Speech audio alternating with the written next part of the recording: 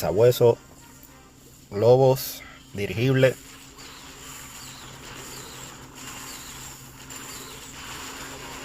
Sabueso que revienta. Dirigible que aterriza en el área de adjuntas. Rodolfo, cállate. Me comí las clonaciones. Cuando tiren un dirigible, procuren no tener a nadie hablándole al lado, porque pasa esto. Pero como yo soy black, no. Revienta los intentamientos, hago el daño y las clonaciones de swag. Yo no fallo. Reina por el área Cabo Rojo. Todavía no se ve. No están ahora. Esta es una caminata de la reina con Super Valkyrias. Dos brujitas por ahí haciendo limpieza. Reina encargándose del castillo enemigo. Sabueso de hielo.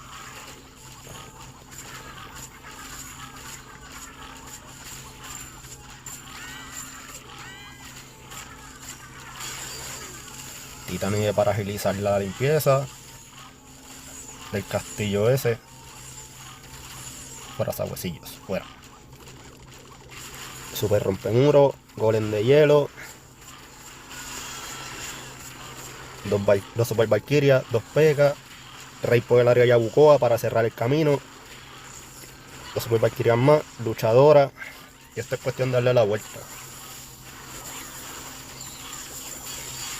Siguen por ahí, por el área de San Lorenzo y las Piedras. El rey se va por toda la esquina haciendo su trabajo. Habilidad del centinela. Luchadora se encarga del monolito. De la catapulta también. Junto al pangolín. Super Valkyria que es un regalito. Luchadora y centinela contra Infernal.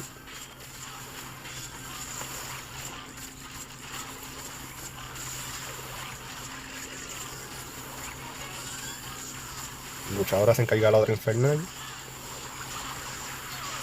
Las tropas por el área de Arecibo. Super Valkyria que es otro regalito. Ay, tan lindas que se ven. Habilidad de la reina. Super Valkyria que es otro regalito más. Las tropas van furiosas. Y esto pues literal termina donde lo empecé. Si yo puedo, ustedes también. Última Super Valkyria, que es el último regalito. Y esto se acabó.